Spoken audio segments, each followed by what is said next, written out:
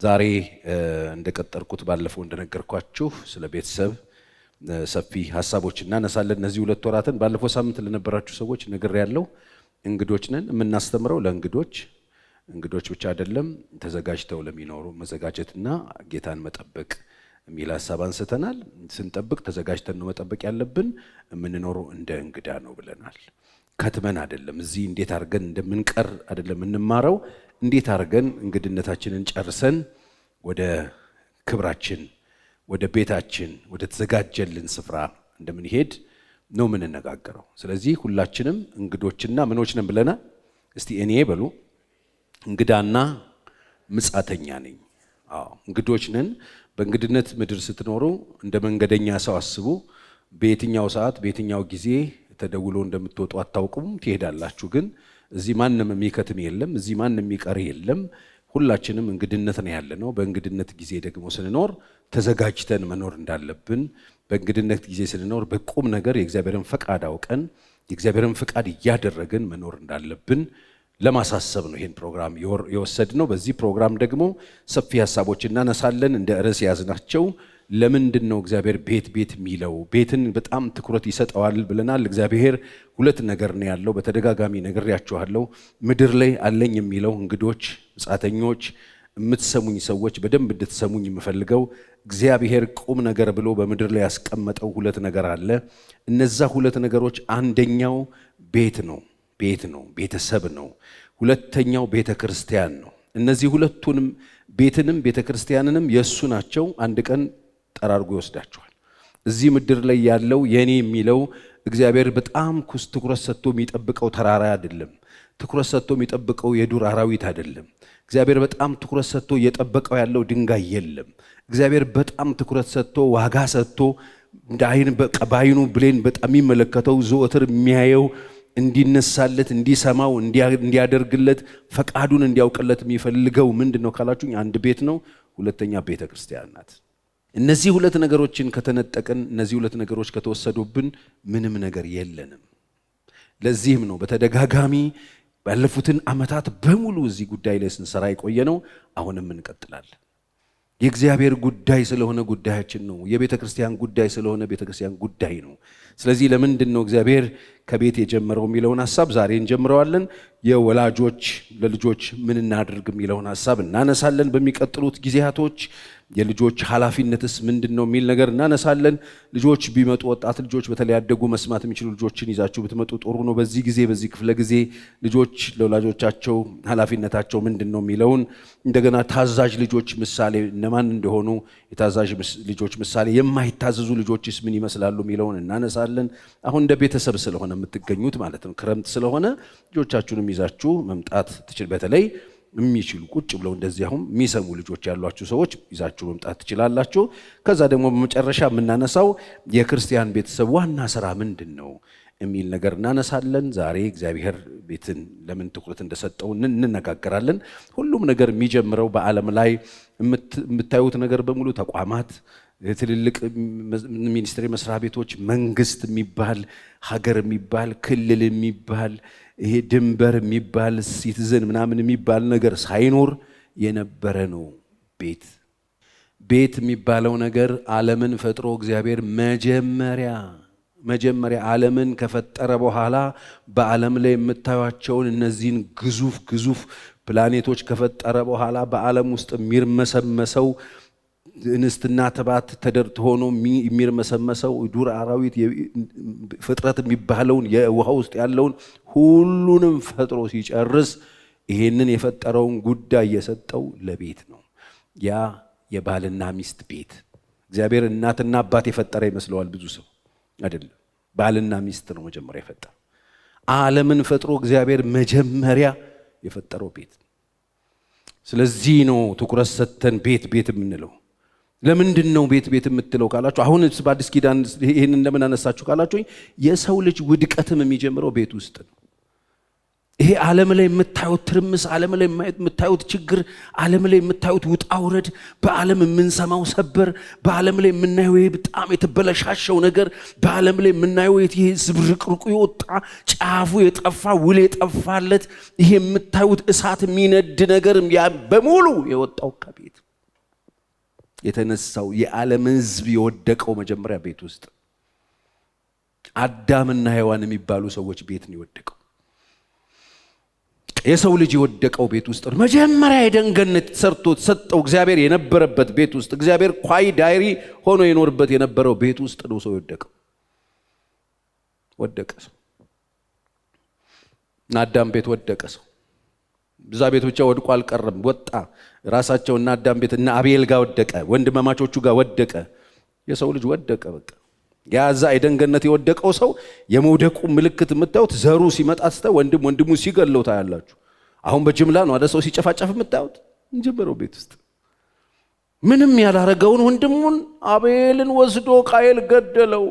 ሸፍጥ በውስጡ ይዞ ተንኮል በውስጡ ይዞ ና እንመካከር፣ ና እስቲ እንሰብሰብ፣ ና የሆነ ጉዳይ አለ ብሎ ገደለው። ቤት ጀመረ። እሱ ቤት ውስጥ የተለኮሰው እሳት ቤት ውስጥ የነበረው ብቻ እዛው ጋር አልቀረም። ይሄድና የቤቱ የማህበረሰብ ሆኖ ዘፍጥረት ምዕራፍ 11 ላይ ታገኛላችሁ። ሄደና የማህበረሰብ ሆኖ ማህበረሰብ በጋራ ሆኖ ወደ እግዚአብሔር የሚያደርስ ከተማ እንስራ፣ ኑ ወደ እግዚአብሔር ከተማ እንስራ፣ ባቢሎን ግንብ እንጠፍጥፍ ብለው ድንጋዩን ጭቃውን እንደ ዘፍጥ ሰርተው ድንጋይ መሰላ ሆነላቸው ይላል። ሲጠብሱት ወደ እግዚአብሔር የሚያደርስ ከተማ እንስራ ብለው ማህበረሰብ በጋራ ወጡ። ወደ እግዚአብሔር እንድረስ ሲሉ እዛ ጋር ቋንቋቸው ተደባለቀ። እግዚአብሔር ኑ እንውረድ ያለበት ቦታ ማህበረሰቡ በጋራ ተነስቶ ወደ እግዚአብሔር ወደ ላይ ሽቅብ ጦርነቱን ሊያደርግ ሲነሳ ሲበተን ታያላችሁ። እርስ በርሳቸው ቋንቋቸው ተደበላልቆ ሲበተኑ ታያላችሁ። የሰው ልጅ የወደቀው ቤት ውስጥ። ለዚህ ነው ቤት ቤት የምንለው። ስለዚህ ቤት ጥሎ በጣም ሌላ ጉዳይ ላይ በጣም መወጠር፣ ቤት ጥሎ ቢዝነስ ላይ፣ ቤት ጥሎ ልማት ላይ፣ ቤት ጥሎ የሆነ ነገር ላይ ምናምን ውሸት ነው። በዜሮ ነው የምትጣፋው። የጊዜ ጉዳይ ቤትን እንደ ነገሩ ቆጥሮ የማህበረሰብ ነው የጊዜ ጉዳይ ነው። ቤትን ጥሎ የሆነ ነገር ቤት ውስጥ የወደቀን ነገር አደባባይ ላይ ያታነሰው ቤት ውስጥ ነው የሚነስ። ለዚህም ነው እግዚአብሔር መጀመሪያ ተመልከቱ፣ ያንን ኪዳን ለማንሳት እግዚአብሔር የመጣው ወደ ሰው ነው። ያንን አሁንም የወደቀበትን የሰው ልጅ እና አዳም ቤት ወደቀበት። ከዛ እና አብርሃም ቤት መጣና ኪዳን ገባ አነሰዋለሁ ብሎ ና ዘርህ ባንተ ይባረካል ብሎ ከዛ ደግሞ ሲያመጣው ታያላችሁ። አብርሃምን ጠርቶት ደግሞ እግዚአብሔር ጉዳይ ብሎ ከሰው ጋራ ከቤት ጋራ አብርሃምና ሳራ የሚባሉ በከላዳውን በኡር ተጋብተው ይኖሩ የነበሩ ሰዎችን ነው ፈልጎ እግዚአብሔር የመጣው ኪዳን ሊገባ፣ የማዳን ኪዳን፣ የማንሳት ኪዳን ለመግባት ቤት ነው የፈለገው። አሁን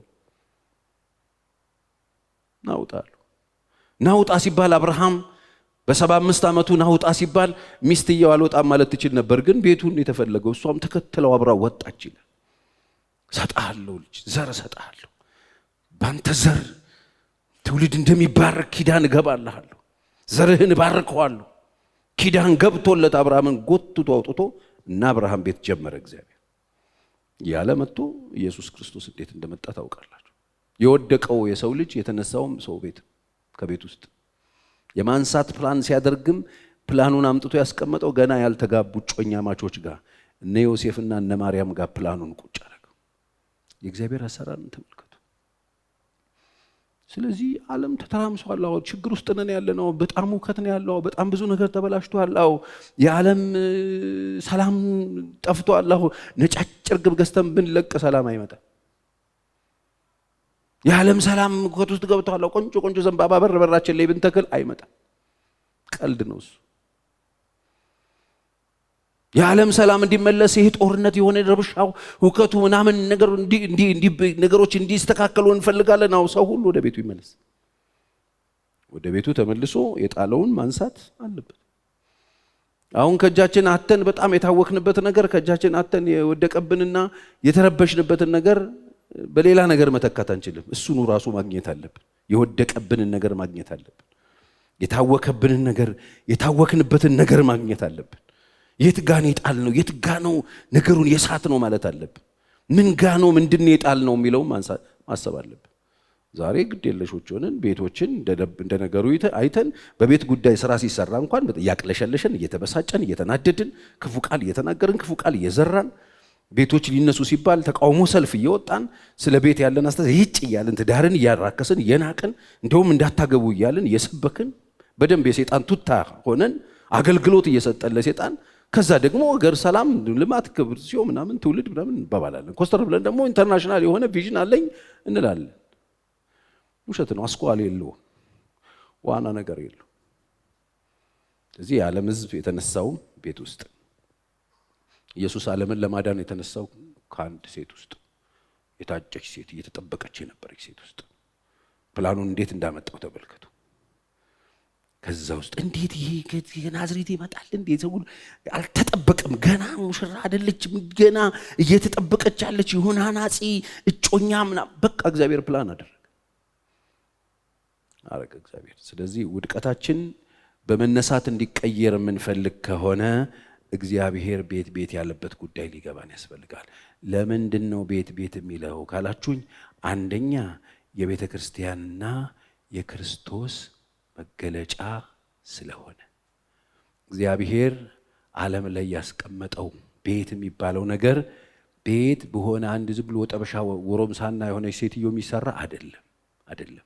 ዝም ብሎ ወንድና ሴት በሁለት ሰዎች የሚሰሩት በግሩፕ የሚፈጥሩት ተቋም አይደለም። በሶስት ነው የሚጠመደው። ዋናው ጠንሳሹ የጉዳዩ ባለቤት እግዚአብሔር አለ።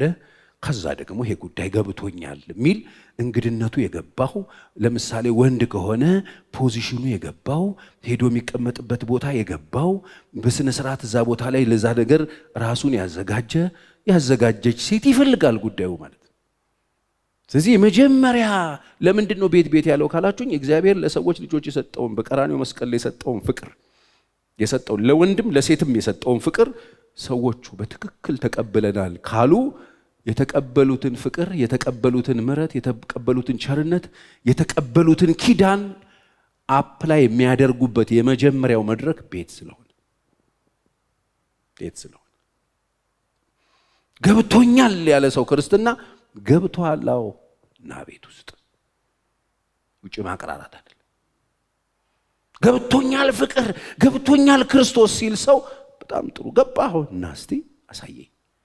የቱ ጋር? ይሄው እዚህ ጋር ወንድ ከሆንክ የማ ቦታ? የክርስቶስ ቦታ ተቀመጥና ሚስትህን ክርስቶስ እንደሚወዳት ልትወድ ነው ማለት ነው።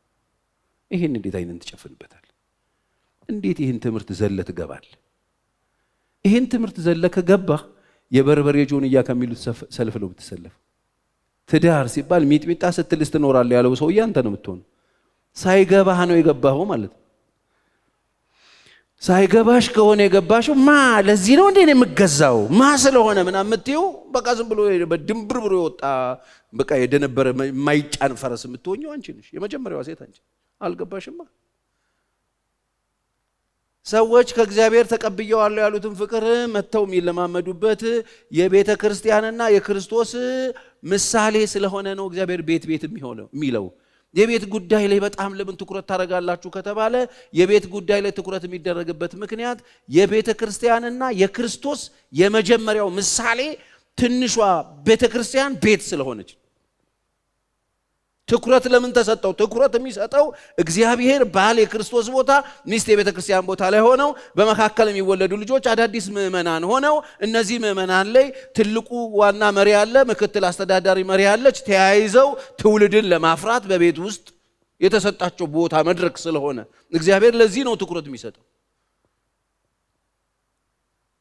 ጉዳዩ የእግዚአብሔር ስለሆነ እግዚአብሔር ትኩረት ይሰጠዋል። አንደኛ እሱ በኤፌሶን 5 ላይ እንደምናየው ማለት ነው 21 ቁጥር እያንዳንዳችሁ በክርስቶስ ፍርሃት የተገዛችሁ ሁኑ።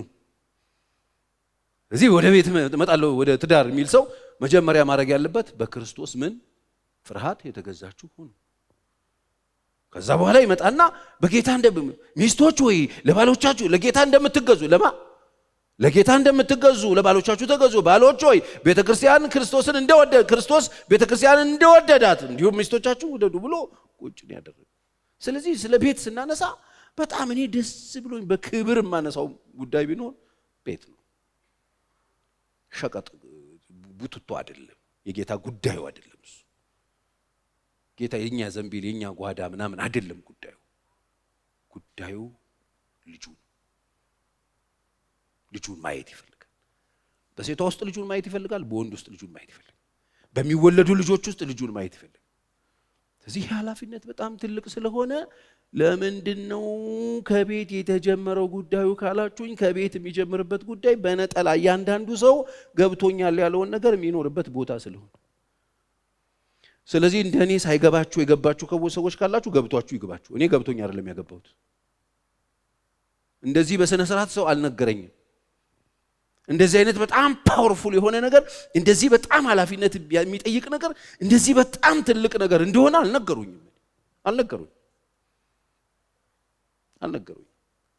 ሁሉም ያገባል በየወረፋ የሚል ነገር ሰምቼ ነው የመጣሁት ወረፋ የደረሰ መስሎኝ ነው የገባሁት በወረፋ ለማግባት አሁንም የተሰለፋችሁ ሰዎች አሉ እድሜ ቁጥር ብቻ ቆጥራችሁ ታጣችሁ በወረፋ ልትገቡ ማለት ነው እንደዚህ ነው መሰለኝ በቃ ይበልሽ ቅር ምናምን የሚል አይደል ሰምተን ሁላችንም ቅር እንዳይለን ጠበቅን ወረፋ ጠብቀን ጭውጭው ስንገባ ሌላ ታሪክ በወረፋ እየተንደረደርክ የምትገባበት አይደለም በኃላፊነት እንጂ በወረፋና በኃላፊነት ይለያያል ኃላፊነቱ ምንድነው ሲባል ጋሽ ወንድ የኢየሱስን ቦታ ልትወስድ ነው ገብተህ ስለዚህ ይቅርብህ ከገባህ ግን ይሄ ነው ቦታው ስለዚህ የትኛው ቦታ የወንዱ ቦታ የክርስቶስ ቦታ የሴቷ ቦታ የክርስቶስ ቦታ የክርስቶስ ገብቶኛል ያለችውን ክርስቶስ ለክርስቶስ ያላትን ነገር የምታሳይበት ቦታ ሽቅብ ቁልቁል ማልቀስ ምንም አይጠቅምሽም እንደዚህ ፍጥረቅረቅ የሚል እንባ ብታፈሽ ትርጉም የለውም ለክርስቶስ ትገዢያለሽ ወይ ለክርስቶስ መገዛት ሳትማሪ ምን ሲደረግ ነው አንቺ ለሚስት ደርሻለሁ ብለሽ የምታስቢው ማንን ልታገቢ ነው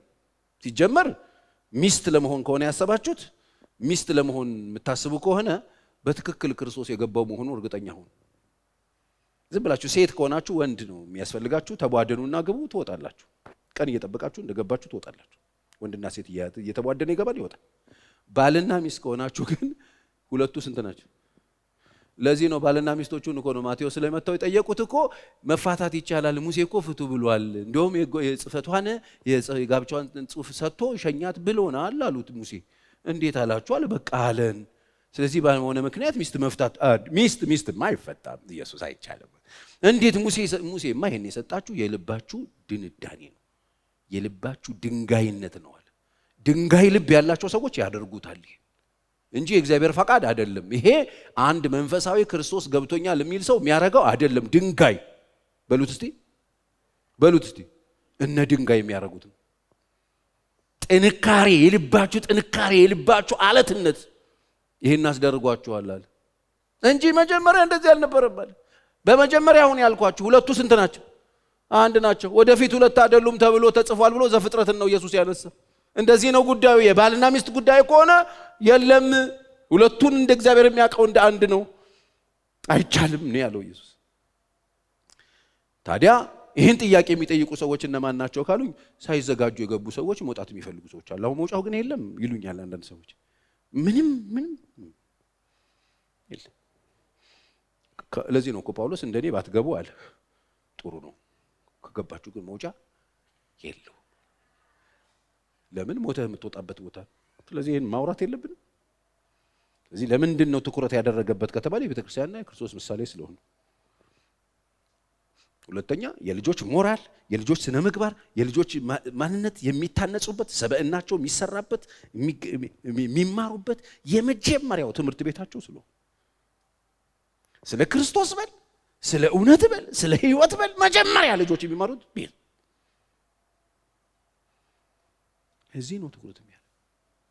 ለዚህ ነው ትኩረት ማድረግ ያለብን ለዚህ ነው መምጣት ያለባችሁ ለዚህ ነው ቁጭ ብላችሁ መስማት ያለባችሁ የመጀመሪያው ትምህርት ቤት እሱ ስለሆነ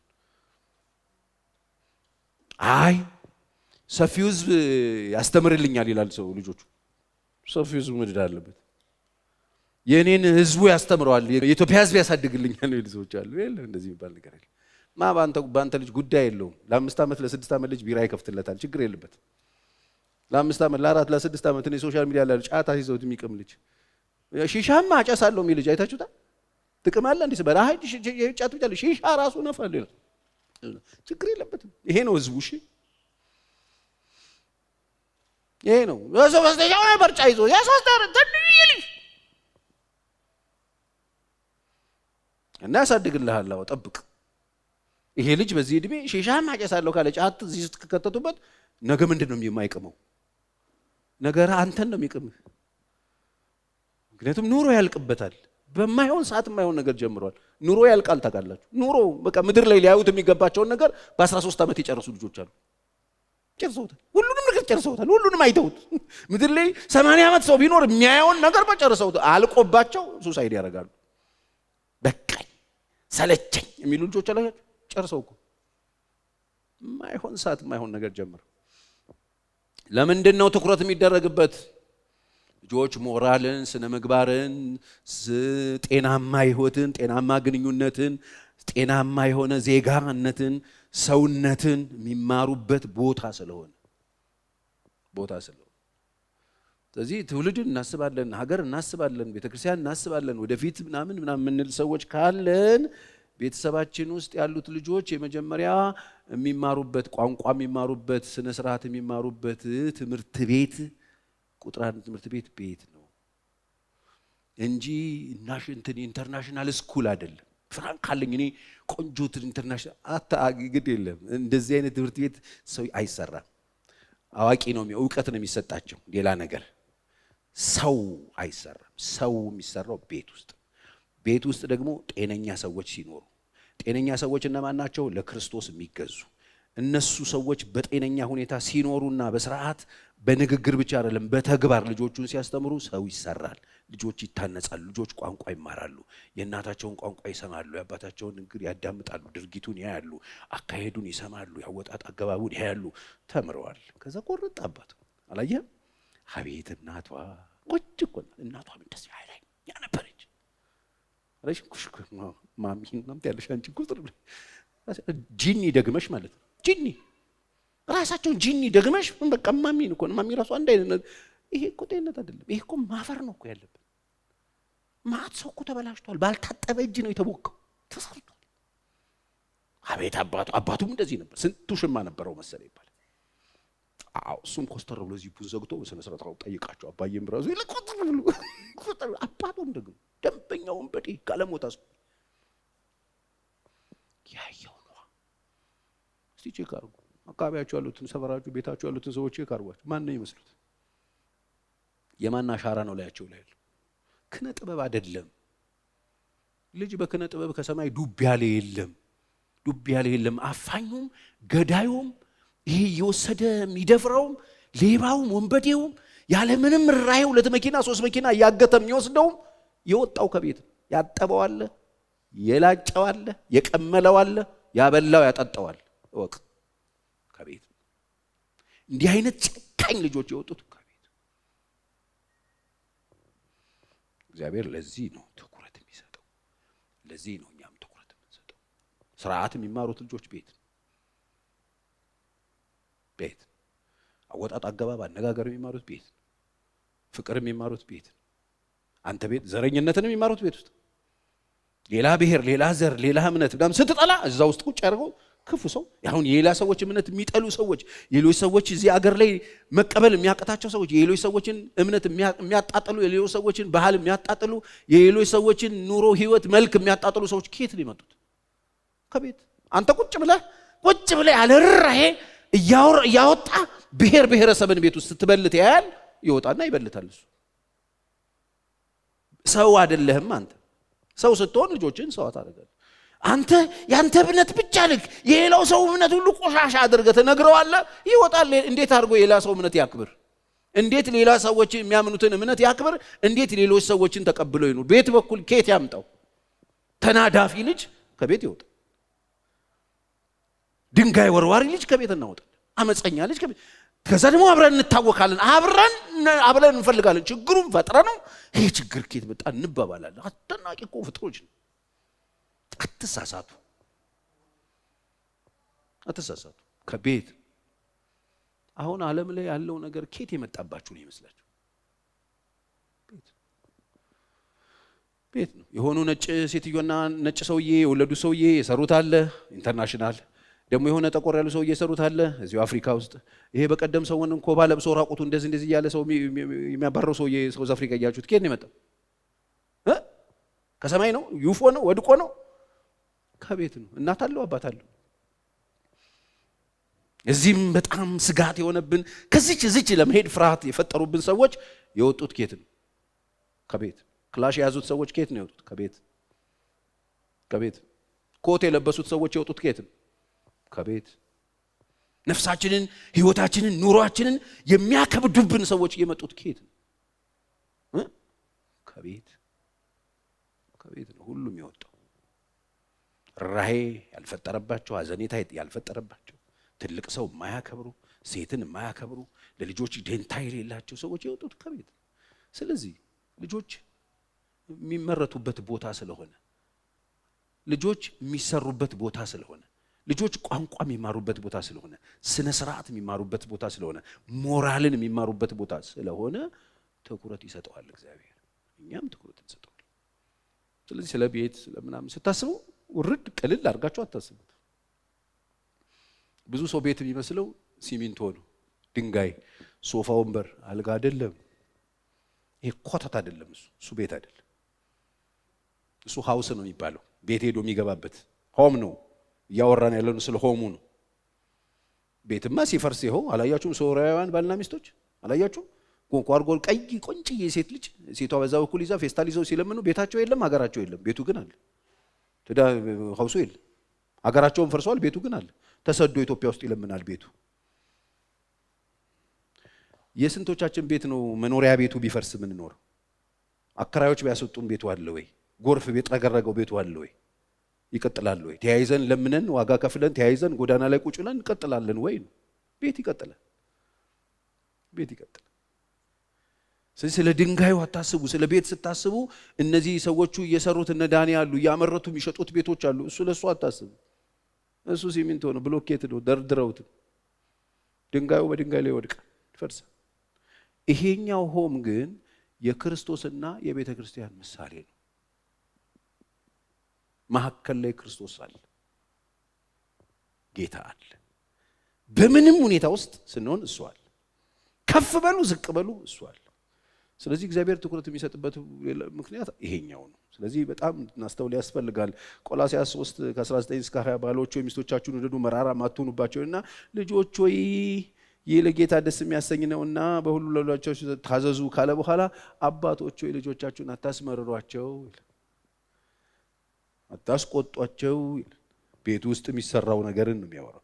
ባሎችን ሰጥቷል። አታስመርር ሚስትህን፣ መራራ አትሁንባት። መራራ ክርስቶስ የለም። ልጆቹን የሚያስመርር ትውልድን የሚያስመርር ክርስቶስ የለም። ሚስትን አታስመርር። በሁሉ ለጌታ እንደምትግ በሁሉ ተገዢ ነው የሚለው። አይ በዚህ የሚባል አብዮት አታስነሺ። ልጆች ደግሞ በሁሉ እግዚአብሔር ደስ እንዲለው ታዘዙ። ከዛ አባቶች ደግሞ ልጆቻችሁ ምን አታርጓቸው? አታስመርሯቸው። አያችሁ፣ ቤት ውስጥ ልጅ እየተመረረ ማደግ የለበትም ነው እያለን ያለው፣ የለበትም። ስለዚህ ልጆች የሚመረቱበት ቦታ ስለሆነ ነው። ሶስተኛ ይሄ የእግዚአብሔር ታላቁ ተልእኮ ማስፈጸሚያ አንዱ ስለሆነ ማቴዎስ ወንጌል ላይ ግሬት ኮሚሽን ተብሎ እግዚአብሔር ለቤተ ክርስቲያን ለትውልድ የተሰጠው ተልእኮና አገልግሎት የሚፈጸምበት ቦታ ስለሆነ አሁን እኮ ቤት ውስጥ ስለተዘለለ ነው። ቤት ውስጥ የጣልነውን ስራ ነው ጉሊት እየፈለግ ነው ያለ ነው። ቤት ውስጥ የጣልነውን ስራ ነው በየባስ ፌርማታው ስንጮ የምንውለው። ቤት ውስጥ የወደቀን ነገር አውቶቡስ ተራ አታገኘውም። ቤት ውስጥ የተበላሸን ነገር፣ ቤት ውስጥ አባትና እናት ያበላሸበትን ነገር የሆነ በጣም የሚጮህ ሰውዬ ሊያገኘው አይችልም። በህይወት ፈርሶበታል ክርስቶስ። በህይወት የፈረሰበትን ነገር በጩኸት አንመልስም። ታላቁ ተልእኮ ነው። ወንጌል ለፍጥረት የምናደርስበት ቦታ ስለሆነ እንዴት ነው የሚደርሰው? በፍቅር፣ በመታዘዝ፣ በተግባር፣ በወሬ አይደለም። አድማጮቻችን ሳይሆን ቤት ውስጥ ያለው ወንጌል አገልግሎት ተመልካቾቻችን ነው። ተመልካቾቻችን የዕለቱን መልእክት እናቀርባለን ነው እየታየህ። አድማጮቻችን ልፍለፋ የለውም። ቤት ውስጥ ኑሮ ነው ያዩታል። እንቅስቃሴ፣ ንግግሩን፣ እያንዳንዱ አወጣጥ አገባቡን ያዩታል። ተልእኮ ለልጆች የምንሰጥበት ነው። አለበለዚያ እኛ ቤት ውስጥ አራግፈን እንደዚህ የበተናቸውን ልጆች በየአውቶቡስ ተራ ሲፈለጉ ይውላሉ። ወይ ድንጋይ ይዘው ሲፈናከቱ ታገኛላችሁ። መልስ የላቸውም። በእናትና አባት የፈረሰበትን ክርስቶስን የፈረሰበትን ሰው ዝም ብሎ በሆነ ሰው መለሳል ብላችሁ ሞኝ እንዳትሆኑ። በሚያምነው በምድር ላይ ለመጀመሪያ ጊዜ ሲመጣ እኛ ብሎ አይኑን ሲከፍት ባያት ሴትዮ እኛ ብሎ ሲቀበል የተቀበለው ሰውዬ በእነሱ ሰዎች ፍላሽ የተደረገበትን ሰውዬ ያመናቸው ወደዚህ ምድር ሲመጣ ለመጀመሪያ ጊዜ ያገኛቸው ያስተዳድሩኛል ብሎ ተማምኖባቸው ቁጭ አርገውት እሱን ዘፍ ያረጉት በህይወት ሲክዱት በህይወት ሲያስጨንቁት መተው ክህደት የፈጸሙበት ሰዎች አሉ። እነሱ እናትና አባት ይባላሉ። እነሱ ሰዎች ያፈረሱትን በሌላ መንገድ ለማግኘት ሩቅ ነው መንገዱ። ሌላ ሚራክል ነው የሚፈልገው። እመኑኝ፣ ሚራክል ነው የሚፈልገው። ሌላ ታምራት የሰማይ ታምራት ካልመጣ በስተቀር ሞኝ እንዳትሆን። እግዚአብሔር እኮ አባት ነው ሲባል ትሽ ያለ ልጁ አባትን አልፈልግም፣ እግዚአብሔር አባቴ እንዲሆን አልፈልግም። ለምን? አባት እኮ ነው ያልከው። እንዴት ትሽ እንደ አባቴ ከሆነ ነው ያልፈልገው። ለምን?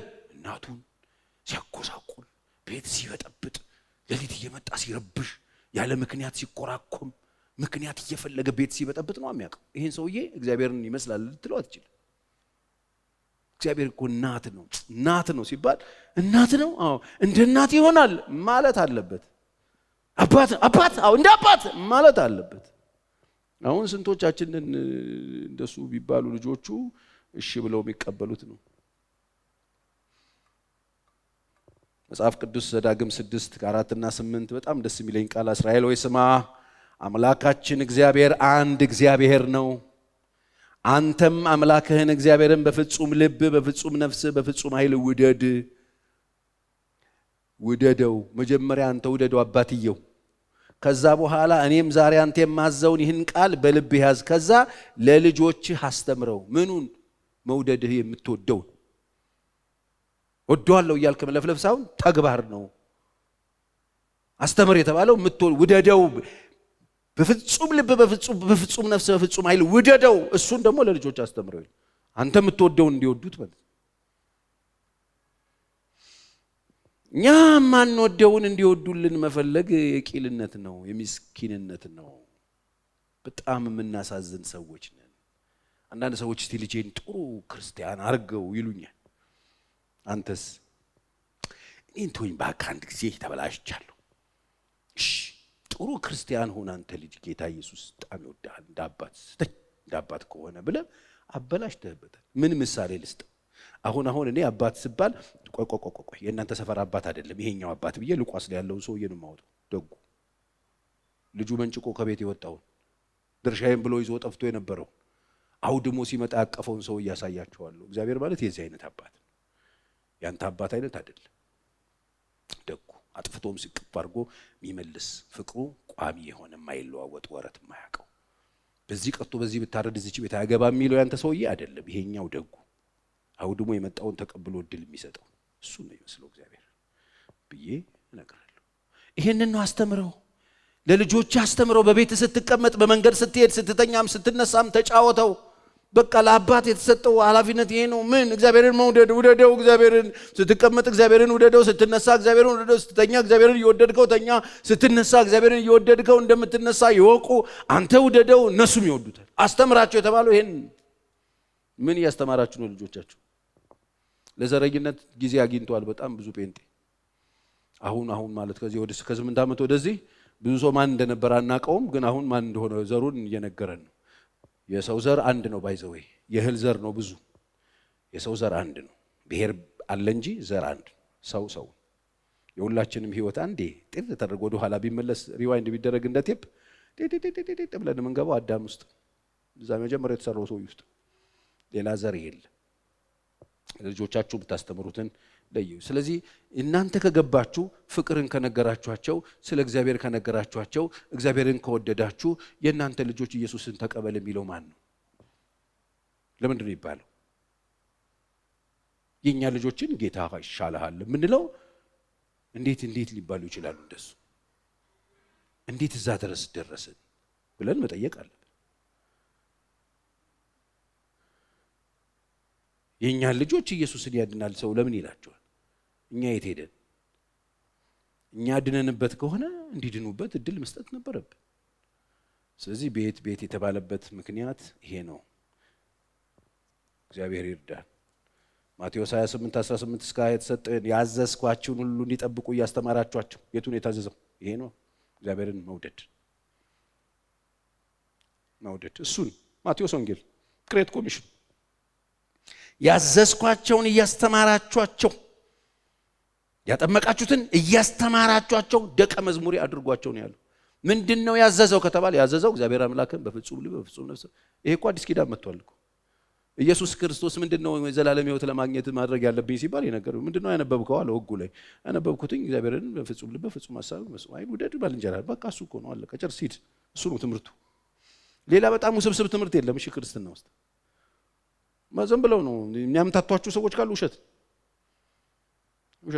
ትምህርቱ አንድ ነው፣ እግዚአብሔርን መውደድ።